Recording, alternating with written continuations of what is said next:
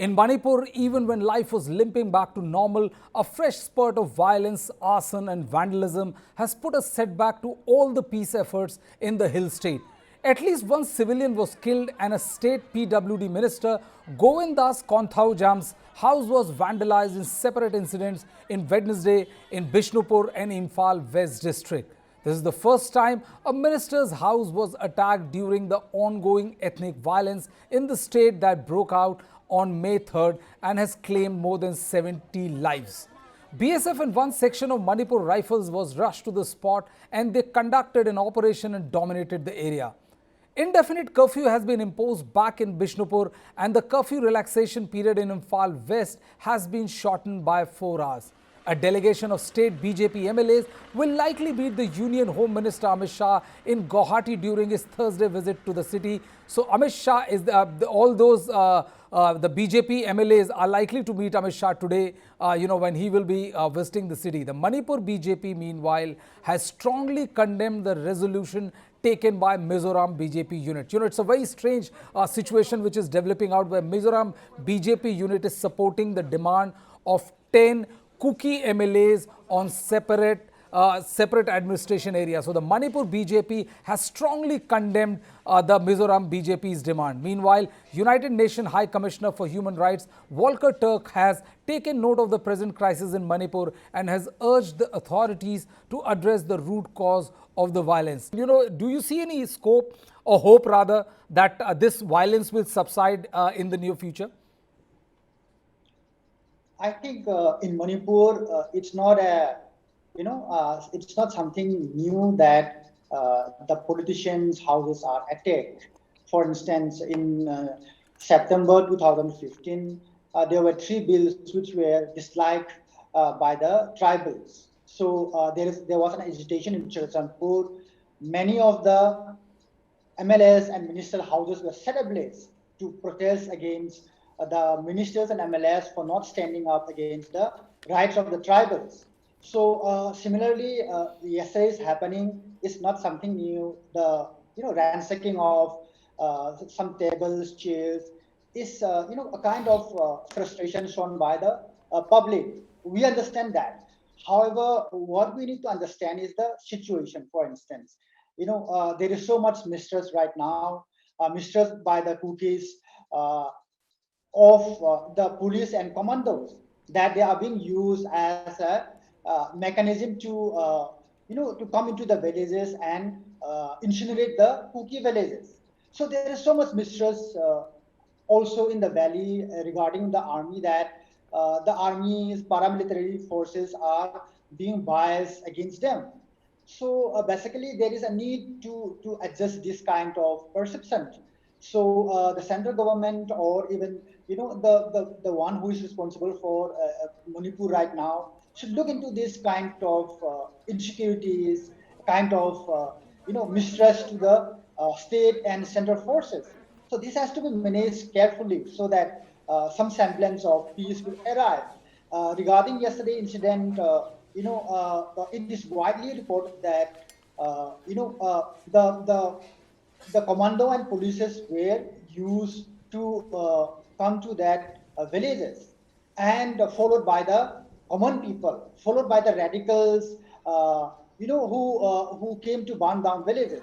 So in the fight out, in the firing, those people were caught, and then they were somewhere. One was killed, and then 2 were injured. That's what I got. So why should the people, or why should the common people involved in such kind of fight? They should remain in camps. They should try to calm down, and we should take part in bringing peace to this violence. And as you know, there is a political demand, right? Political demand. Out of this so much violence, people in the hills say that unless there is any kind of political negotiations, we will not stand down. So this has to be understood, and some political negotiations has to be done between the Home Minister and the Kuki MLAs and civil society organizations to calm down them. the violence and the sentiments. Dada, since yesterday, a lot of development has taken place. At least one civilian who has suffered bullet injury passed away. State PWD Minister Govindas Konthujam's house has been vandalized in West Imphal. How do you see situation now unfolding? Actually, the situation is very tense. And it all depends on how the government, the state government as well as the center, handles it. Many complicated problems, if handled properly, can be contained. And many less than complicated problems go out of hand because of immature and improper handling by authorities. So it largely depends on how you handle it. This demand by the ladies, this is a very strong, demand coming from the women folk of the Meitei community who have been at the forefront of many movements.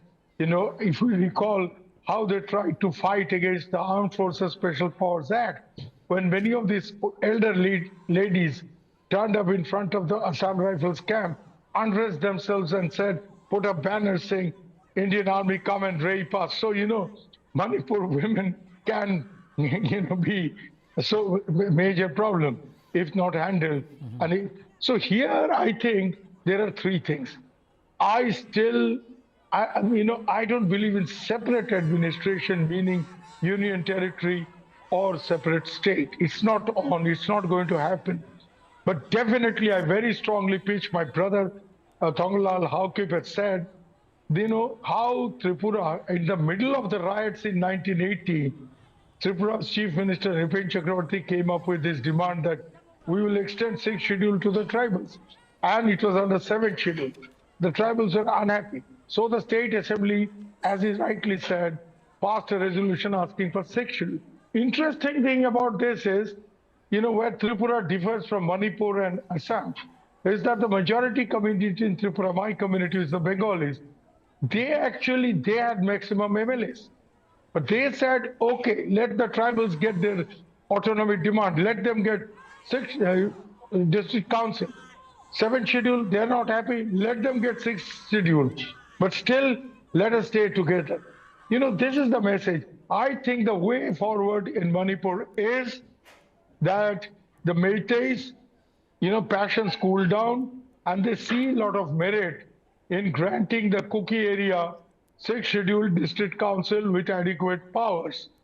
And the Kukis also in a reciprocal gesture say that though under law, there are some limitations to valley communities going into the hills and buying property, stuff like that. We would welcome our Meitei brothers into the hills because if they come and they invest, it's going to help. It will help the process of development. General Shokin Chauhan, sir, welcome to News9 Live. I just wanted to ask you one question, sir. Since yesterday, one more civilian has lost his life and a PWD minister house has been vandalized in West Imphal. How long do you think it will take before the situation? I'm not asking you to guess a time, but I'm saying that how long do you think this situation will? How long will it take for the administration and the forces to get the violence under control before they can embark on finding a political solution to the situation that is there in Manipur? Brijesh, thank you for calling me again, though I wish you'd given more notice. There are a couple of issues about, sporadic acts of violence and a planned, continued act of violence. What happened yesterday, to my mind, was a sporadic act of violence. These kind of things, Brijesh, are difficult to control because people go around seeing vulnerable areas, seeing which place is, they can hit so that they get maximum publicity, maximum coverage for their violent and stupid acts.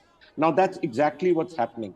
While the Assam Rifles and the state police and the central forces are in Imphal and the connected hills where the problem is, the perpetrators of these crimes are looking for those areas where they can carry out this senseless act of violence and run away from there. So this kind of thing, Brijesh, will take a long time to go. That's the first issue that I thought I must let you know. The second issue is, we were talking yesterday about a couple of issues. One was about the violence that started because of a single judge's judgment about granting or wanting to grant certain the Maiti community the scheduled tribe status. Now, as you know, was the chairman of the ceasefire monitoring group in Nagaland. And Yes, sir. Nagaland, 99.99% of the population are scheduled tribes. But the state reservation, here I must repeat myself, the state reservation is only for 8 backward Naga tribes and not for the rest. So this is something that Manipur can also include. I am certain, and I know the Maiti community very well. I have very, very close friends who have served with me in the army. They're like my brothers. And I know that they are better than anybody else, the best as far as I'm concerned, in their quality, in their capability, in their physical capability. We only have to see the Indian hockey team, the Indian boxing team to realize how good the Manipuris are. And they don't need this scheduled tribe status. But what they need, and they can compete at an all India level because they're extremely good. But what they do need is this unnecessary divide that is taking place, this unnecessary, unwarranted political conspiracy that goes to say that the Maiti community is in danger, or the Kuki community is in danger. None of the communities are in danger. From where they were 50, 60 years ago, there's been a huge improvement in their lifestyles. I have been in Manipur, like I said, during 1988, 89. I have been there continuously from then till the time I retired in 2018. Then even after retirement, I went back till 2020 end. And I have seen the improvement that has taken place throughout.